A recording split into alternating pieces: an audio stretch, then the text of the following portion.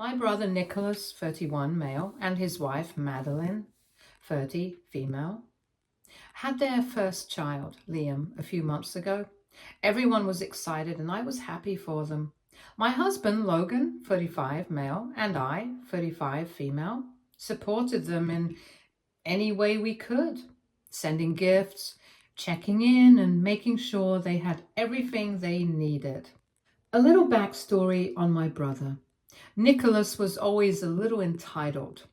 Growing up, he had a habit of manipulating people to get his way. He was a bit of a bully, always expecting things to go in his favor. He rarely faced consequences, and when he did, they were never big enough to make him care. He never thought much about the effects of his actions because he never really had to deal with them. One day, Nicholas called me, sounding really stressed. He told me they were struggling with unexpected medical expenses for Liam and that they did not have enough money to cover the bills. He asked if I could lend him some money to help. He said he had tried everything and had no other options. I could not imagine the stress of having a sick newborn and worrying about money, so I sent him $5,000 right away without asking too many questions. He was very grateful and promised to pay me back as soon as possible. A couple of weeks later, I started hearing from family members about a big baby naming ceremony Nicholas and Madeline were hosting for Liam. I had not been invited, but I figured they wanted to keep it small. Then I saw pictures from the event. It was anything but small. They had rented a fancy venue, hired professional photographers, and decorated the place with expensive floral arrangements. There was catering, custom outfits, and an elaborate stage. It was a full-blown lavish celebration. People were talking about how extravagant it was, and I could not believe it. That is when it hit me. This was where my money went. The medical bills Nicholas needed help with were actually to fund this huge party. He had lied to me. He had played on my emotions, knowing I would help without hesitation, and then used the money to show off instead. To make things worse, he had not even invited Logan and me. When I asked a cousin if she knew why we were not invited, she said Nicholas did not want us there because it would make him feel guilty. He had used my money and then deliberately kept me away so he would not have to face me. I was furious. It was not just about the money, it was about trust. I had always been there for Nicholas, always helped him when he needed it, and he had repaid me with a lie. Instead of being honest, he chose to manipulate me and then shut me out. Logan was just as angry as I was. He had always treated Nicholas like a brother, and this felt like a huge betrayal. It was not about wanting to go to the event. It was about the fact that Nicholas had lied, used me, and then made sure we were not there so he would not have to deal with the consequences. I thought about all the times I had helped Nicholas in the past, financially and emotionally. I had never hesitated, and he had never done anything like this before.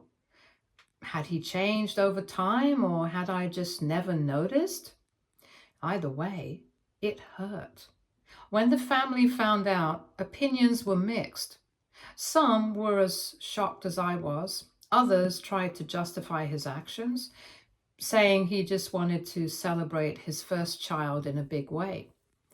But that did not change the fact that he had deceived me. I started remembering other times Nicholas had asked for help. Little things, favors, small amounts of money, nothing that stood out on its own. But looking back, I wondered if he had always been this way. Had I just ignored the signs? It was a painful realization. The more I thought about it, the angrier I got. It was not just about the money. It was about how he saw me. Did he think I was a fool? That I would never figure it out, or did he simply not care? I couldn't decide which was worse. Other family members started reaching out, and some expressed their disappointment in Nicholas, while others told me to just let it go. It's done now, they said. No point in holding a grudge. But it was not about holding a grudge. It was about realizing that someone I had trusted had used me and did not even have the decency to face me afterwards. Days passed, and I kept expecting Nicholas to reach out, maybe to explain himself, maybe to apologize, maybe even to try and justify what he had done. But he did not. He stayed silent, and that silence spoke louder than any words could. He knew exactly what he had done, and he was not sorry. If he had been, he would have reached out. I wondered how he felt when he looked at the pictures from the event. Did he feel proud? Accomplished? Did he look at the expensive decorations and feel like it had been worth it?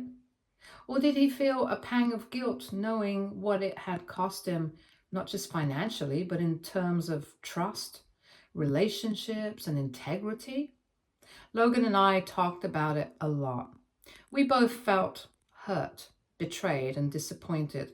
More than anything, I felt stupid for believing Nicholas without question. But at the same time, I knew it was not wrong to trust family. It was not wrong to want to help. The problem was not me, it was him. I decided to tell Madeline the truth. It was not easy, but I could not just sit with the fact that she had no idea what Nicholas had done. She had sent me a message thanking me for always being supportive and saying she was sad that I could not be at the baby naming ceremony. That is when I realized she had no clue about the money, the lie, or the way Nicholas used my kindness to throw a party while keeping me out of it. So I told her I did not make it sound worse than it was. I just explained everything. Nicholas told me he needed money for Liam's medical bills, and I gave it to him without question. But instead of using it for that, he spent it all on their big celebration, the same celebration I was not even invited to. Madeline did not reply for a long time. When she finally did, all she said was, "Thank you." I didn't know what she would do with the information, and honestly, I did not care. I just felt relieved that she knew, but I was not ready for what happened next. Nicholas found out, and he was furious. He bombarded me with messages, each angrier than the last. He accused me of ruining his marriage and turning Madeline against him. He called me impatient and insensitive. He said I should have waited, that he would have paid me back eventually. He acted like I was the bad guy for exposing the truth. But what really shocked me was Madeline's reaction. A few days later, she sent me another message saying she was going to pay me back. Not Nicholas, her. She said she found a way to get the money. And when I asked how, she told me she was selling a family heirloom, a piece of jewelry that had been passed down for generations. I could not believe it. I never expected this. I did not ask her to do it, but she told me she did not want to be part of something dishonest. If Nicholas would not take responsibility, she would. She did not make excuses for him. She just wanted to do the right thing. When Nicholas found out, he lost it. He blamed me for everything. He said I had manipulated Madeline into doing something drastic. He said I was heartless and should have just waited instead of causing all this trouble. Then he took things even further. He called my in-laws to get them involved. He tried to make himself look like the victim. He told them I was creating unnecessary drama and making life harder for his family. But my in-laws did not believe him. They knew Nicholas well enough to see through his act. They told him he had no right to be mad at me when he was the one who lied and used me. My mother-in-law was especially angry. She said she could not believe he would deceive his own sister like that. and then tried to play the victim. She told him he needed to take responsibility for his actions instead of expecting everyone to cover for him. My father-in-law was just as disappointed. He told Nicholas that if he wanted to act like an adult, he needed to own up to his mistakes like one. Logan, my husband, was completely on my side. He reminded Nicholas that I had been nothing but generous and trusting, and if anything, he should be grateful that I did not call him out sooner.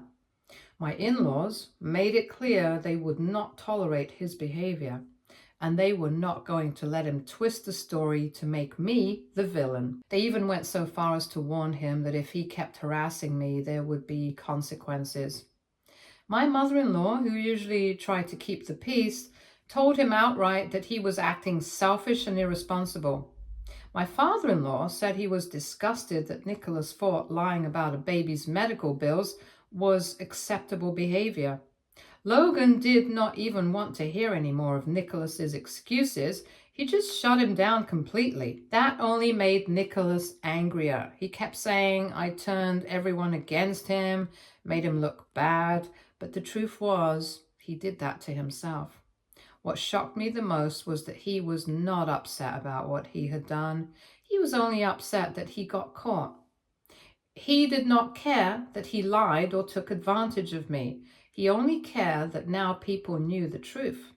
And because of him, Madeline was selling something precious to her just to fix this mess. I didn't know what to do. Should I take the money or tell her to keep the heirloom? I did not want her to suffer for his mistakes. But at the same time, she was doing something Nicholas never would. She was taking responsibility. My in-laws told me they would support whatever decision I made. My mother-in-law even suggested I take the money and use it to help Madeline if she ever needed it. But at the same time, I hated that it had come to this. I hated that Nicholas had put her in this position. I did not know where this left me and Nicholas. I was not sure if I could ever trust him again. But one thing was clear. He was not the person I thought he was. AITA for telling his wife the truth and letting her pay me back. Update 1. After everything that happened, I was not sure how things would play out. Nicholas was still furious, but Madeline did not back down. She sold the heirloom and sent me the money. I felt awful about it, but she insisted. She said she wanted to take responsibility even if Nicholas refused to. It was not about me or him. It was about doing the right thing. Nicholas, on the other hand, did not change. If anything, he got worse. He was angry at Madeline for paying me back, angry at me for exposing him, and angry at my in-laws for not taking his side. He started acting like a victim, telling anyone who would listen that I had ruined his life over something small. He said I was impatient, selfish, and too proud to wait for him to return the money on his own time. He refused to speak to me directly, but he sent long messages full of blame and guilt-tripping. He even tried to make our parents believe that I had manipulated Madeline into selling the heirloom, but they were not buying it. They knew what he had done, and they were not happy about it. For once, they were not making excuses for him. They told him he needed to stop shifting blame and take responsibility for his actions. That only made him angrier. Madeline and I talked a few times after everything. She was struggling. She felt betrayed, not just by Nicholas, but by herself for not seeing the truth sooner. She admitted that she had suspected something was wrong when he got defensive about the money, but she never imagined he would lie about their own child's medical needs. It broke her trust. She said she needed time to process everything, and I understood. I did not want her to feel pressured to do anything just because of me. Logan, my husband, was my biggest supporter. He reminded me that I had done nothing wrong even when I started to doubt myself. He said Nicholas had no right to act like a victim when he was the one who lied. Logan also reached out to Madeline to let her know that she was not alone. He told her that no matter what she decided to do, she had support from our side of the family. Nicholas did not take any of this well. He doubled down. He started telling distant relatives I was trying to ruin his marriage, and that I had always been jealous of him. He told lies to make himself look like the one who had been wronged. But the people who mattered, the ones closest to us, saw the truth. They knew he had lied. They knew he had used me, and they knew he was not sorry for any of it. Eventually, things between Nicholas and Madeline got worse. She stopped trusting him. She started questioning everything he had ever told her. She asked him if there were other lies, other things he had hidden from her. He did not like that. He wanted to move on like nothing had happened, but she could not do that. She could not just pretend that he had not taken advantage of his own sister and lied to her face. She told me that she was thinking about leaving him. She was not sure yet, but she could not see a future with someone she couldn't trust. She didn't want to raise Liam in a house full of lies. I told her that no matter what she chose to do, I would support her. I just wanted her to be happy and safe.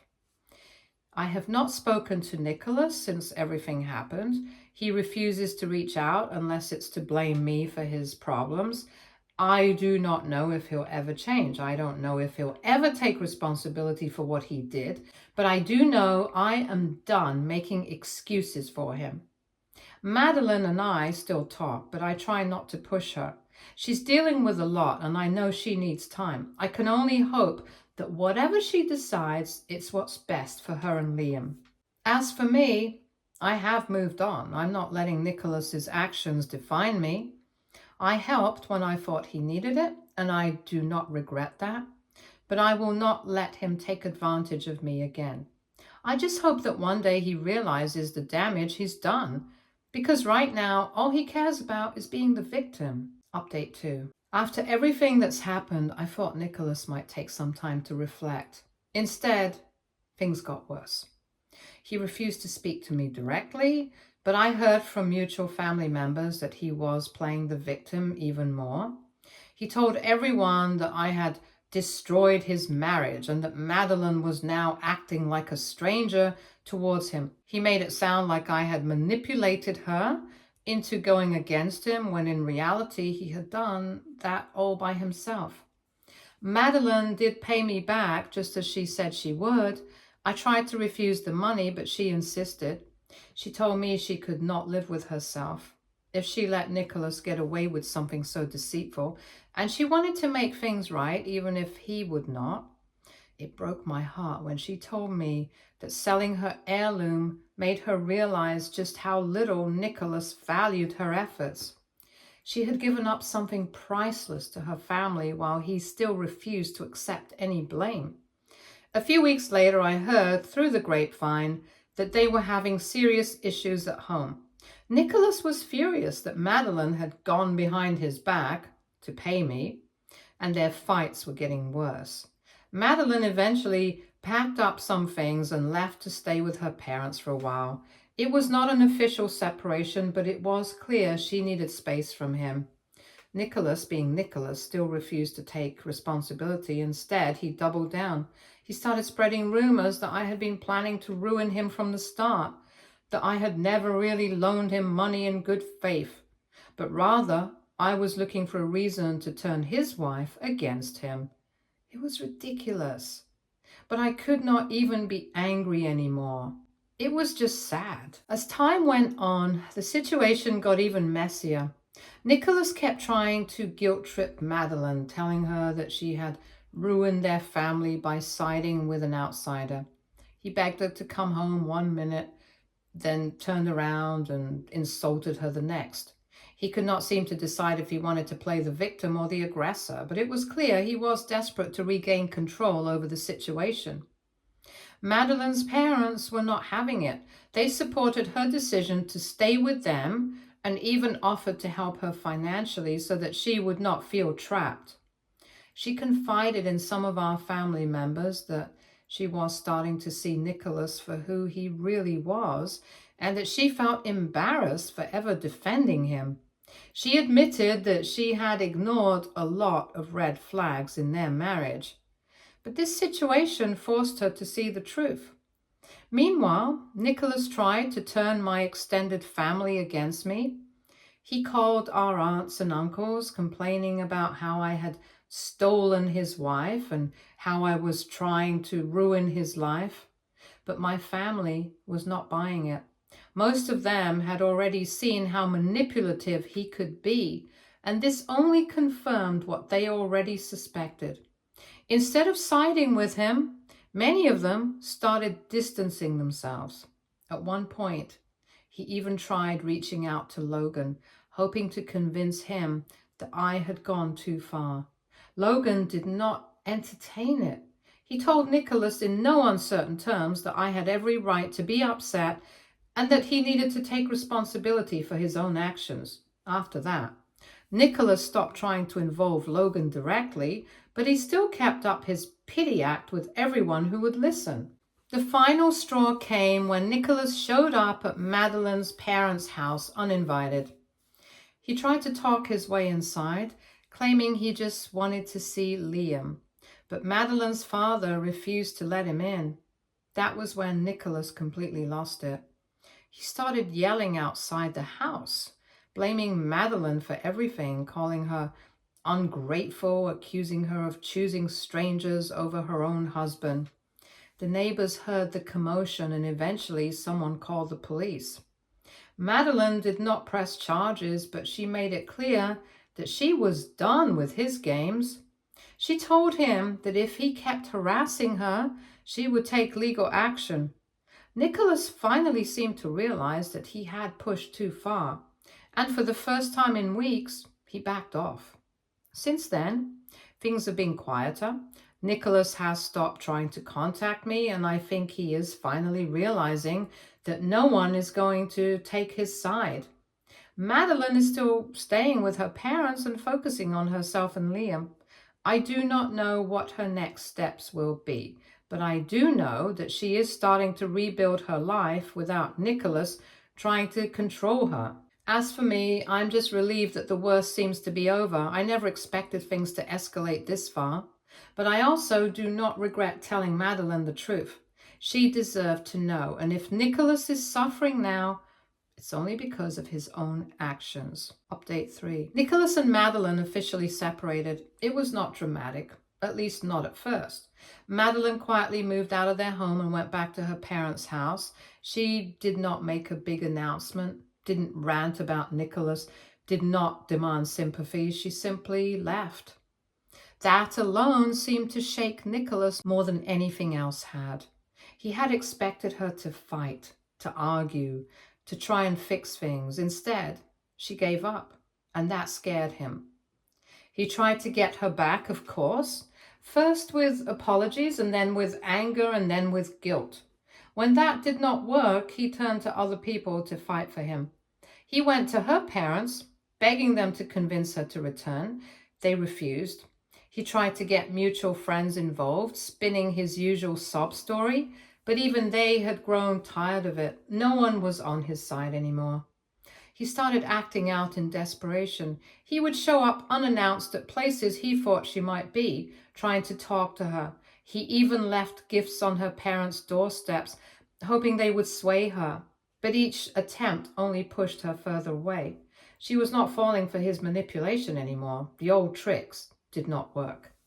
At one point, he got into a heated argument with her father. Nicholas accused him of poisoning Madeline against him, of interfering in their marriage, but her father shut it down quickly, making it clear that Madeline had made her own decision. That was another blow to Nicholas. He was not just losing his wife, he was losing control. Meanwhile, my in-laws were keeping a close eye on everything. They were not just on my side, they were actively making sure Nicholas did not try anything else. Logan's parents had always been supportive of me, and they had no patience for Nicholas's nonsense. When he tried to drag them into it, twisting the story to make himself look like the victim, they didn't hesitate to shut him down. My mother-in-law called him out directly, telling him he needed to take responsibility instead of blaming others.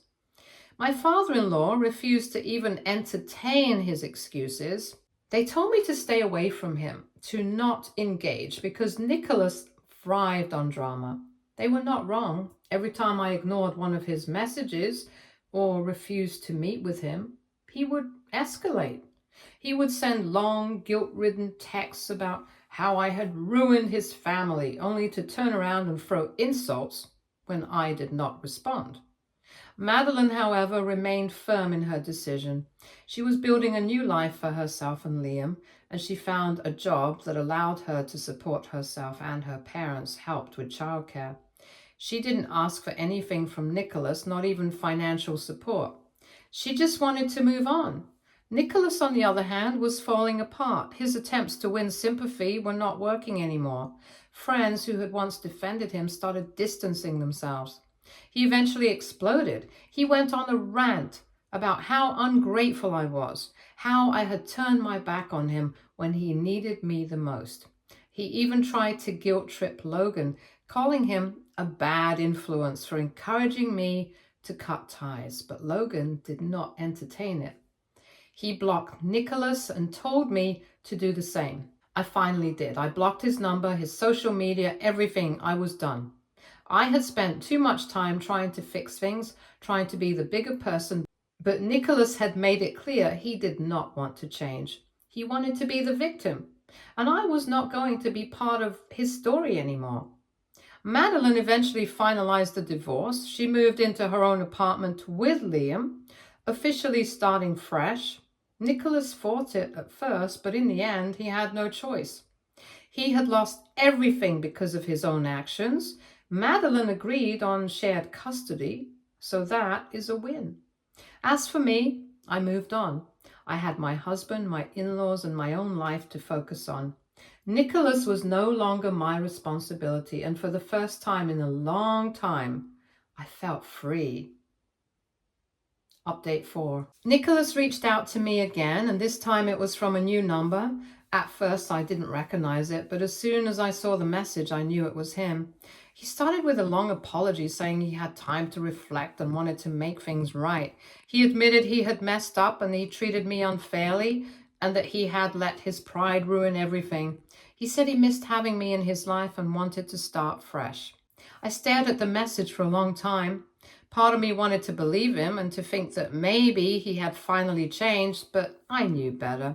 This was not the first time he had come crawling back only to revert to his old ways the moment things did not go his way. I had seen this cycle too many times before. I wasn't going to be pulled into it again. I did not respond. I let the message sit there unread after the first glance. A few hours later, he sent another, and this time he played the victim, talking about how lonely he was, how everyone had abandoned him. When I still did not reply, his tone shifted to anger. He accused me of holding grudges, of being cold-hearted. He said family was supposed to forgive and that I was proving I never really cared about him. I blocked the number. A few days later, he tried again with another number, and this time he did not even pretend to apologize. He just demanded I talk to him, that I give him a chance. He even tried to guilt-trip me by saying he was struggling financially and that he had no one left. But I knew the truth.